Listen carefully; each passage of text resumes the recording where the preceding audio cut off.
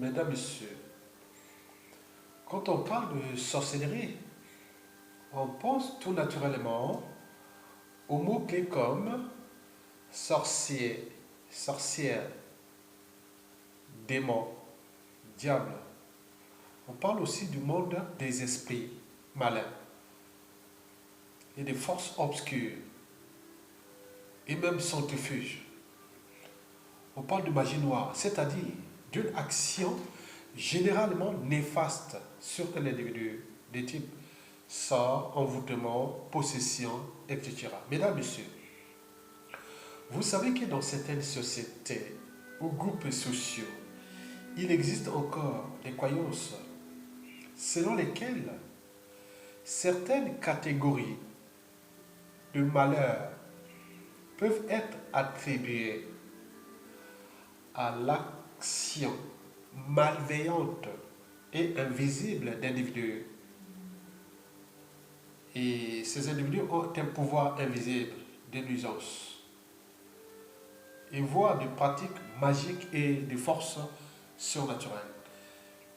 Mesdames, Messieurs, quand on parle de sorcellerie, on oublie souvent de parler de la psychopathologie individuelle, des problématiques des dédoublements de la personnalité, de la folie. Je dis bien de la folie humaine, c'est-à-dire d'hallucinations et des maladies mentales. Oui, certains entendent des voix.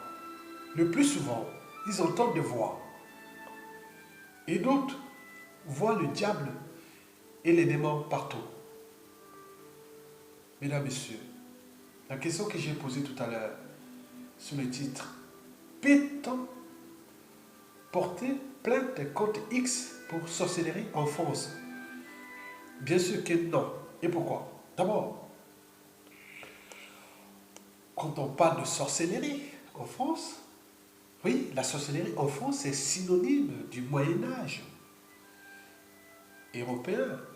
Oui, parmi ces caractéristiques qu'on retrouvait dans le Moyen-Âge européen, l'Inquisition avec l'inquisiteur. Oui, l'inquisition et l'inquisiteur. Oui, quand on parle d'inquisiteur, on voit dire naturellement le sorcier, la sorcière. Oui, parler de sorcellerie en France, c'est ressusciter cette triste histoire du Moyen-Âge. Bien sûr, les caractéristiques sont là. L'absence de la raison, le manque des règles d'hygiène, la barbarie règne en maître. On n'arrive pas à expliquer déjà les phénomènes physiques et naturels inexpliqués jusqu'à présent. D'autres sont aujourd'hui expliqués. Beaucoup n'étaient pas expliqués. Par exemple, la météo, les climats. Oui, aussi, tout ce qui touchait la santé. Par exemple, les maladies infectieuses, la peste. Oui, les maladies comme les maladies cancéreuses, les maladies génétiques, les handicaps physiques. Ça y est, le bouc émissaire était trouvé. Le maudit, vous êtes maudit à cause du sorcier. C'est le bouc émissaire. Bon, ne parlons pas des empoisonnements. Oui, les empoisonnements étaient en chaîne. Donc les gens avaient encore un certain comportement d'un certain stade d'humanité, c'est-à-dire au stade de la barbarie. Bien sûr que la médecine n'était pas avancée. Donc cette période qu'on appelle le Moyen-Âge est étroitement liée à la sorcellerie en Europe. C'est-à-dire c'est une sale période au niveau des mentalités, des habitudes et des comportements. Ce fut une sale période de l'histoire de la civilisation européenne ou occidentale. Mesdames, Messieurs, oui, n'en parlons pas, je vous l'ai dit. Parmi les caractéristiques, au dehors de l'inquisition, la sorcellerie, mais il y a aussi la paresse intellectuelle. Oui. Bon, l'absence des règles d'hygiène pour l'alimentation, la médication dans les villes. Donc les villes étaient des bouillons pathogènes, des cultures pathogènes. Donc les gens mouraient comme des mouches. À la peste, les maladies. Et vous voyez, déjà, c'était vraiment de la matière pour la sorcellerie. Donc vous connaissez ça. Donc cette histoire de la sorcellerie retrace cette période du Moyen-Âge européen qui s'est passé entre le 9e siècle et le 14e siècle. Mesdames, Messieurs, Peut-on porter plainte contre X pour sorcellerie en France? Bien sûr que non. Bon, d'abord, si vous venez par exemple porter plainte dans un commissariat que bon, vous êtes maudit par quelqu'un, bon, ça passe pas. Non, c'est pas possible. Bon, pas d'argent, pas de travail, pas d'amour, ou vous avez une maladie incurable à cause d'un parent sorcier en Afrique ou ailleurs ou autre. Vous pouvez venir porter plainte que j'ai telle maladie incurable parce que mon père, mon oncle, autre, c'est un sorcier en Afrique qui m'a fait ça. Ça ne passera pas. C'est une plainte irrécevable.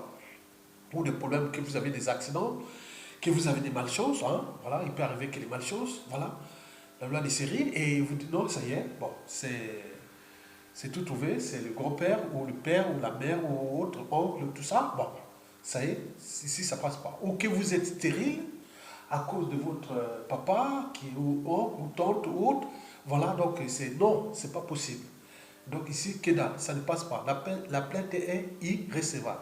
Mais par contre, si vous venez porter plainte pour dire, oui, bon, ben, pour harcèlement par exemple, pour menace de mort, hein, de violence, de tentative d'empoisonnement, voilà, des choses comme ça. Voilà les plaintes qui peuvent être récevables au correctionnel, pour qu'elles soient traitées au correctionnel ou au pénal.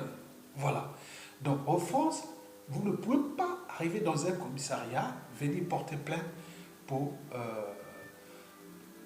sorcellerie.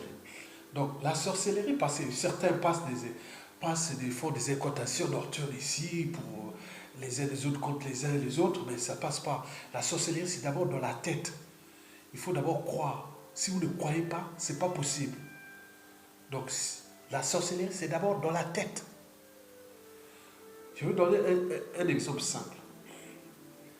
J'ai un copain qui était parti au pays. Il avait acheté une bague ici au marché aux puces, à Paris ici. Et il est allé avec cette bague avec tête de mort. Il est arrivé au village, il y avait tous les jeunes, les garçons autres. Il les regardait avec cette bague avec tête de mort.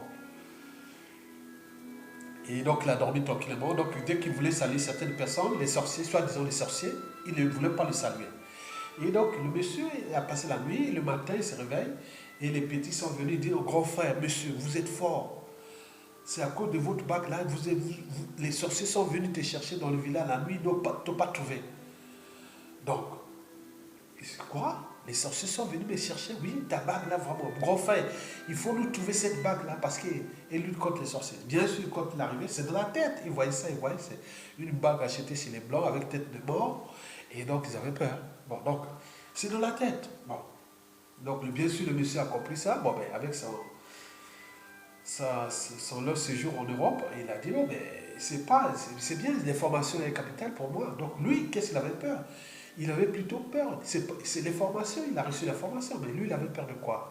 Parce que d'être peur d'être empoisonné, pour qu'il vienne tenter si la bague là, la bague là qui le protège contre les sorciers peut résister au poison. Donc il avait peur de ça. Et deuxièmement, les autres, c'était soit peur des violences physiques, des genre rituels sataniques ou avec sacrifice humain. Donc il avait été obligé de trouver des gens pour ne pas qu'il soit tenté par une violence de type de sacrifice humain, des choses comme ça. Donc il n'y a que ça. Donc c'est dans la tête. Si dans la tête, vous ne croyez pas à ça, la sorcière, on peut tout faire des incantations, on peut faire tout que dalle. La deuxième chose, il faut éviter tout ce que vous mangez. Parce que la sorcellerie passe toujours par les empoisonnements. Et aussi, bon, maintenant aujourd'hui avec les produits chimiques et autres qui fabriquent, ça peut aussi toucher les vêtements, c'est rentre dans les cas des affaires criminelles, pénales, voilà, bien sûr. Donc, la radioactivité, les poisons, tout ça, voilà, ça c'est, pour nous on peut dire là, c'est la sorcellerie, non, c'est pas vrai. Bon, le troisième, je dis qu'il faut éviter surtout tout ce qui touche au rituel satanique, du type sacrifice humain et autres, qui peut arriver dans le sens néfaste. Donc la sorcellerie, vous ne pouvez pas porter plainte ici. Vous pouvez porter plainte, vous pouvez que croire là-bas, dans les sociétés qui fonctionnent encore au XXIe siècle comme au Moyen-Âge européen.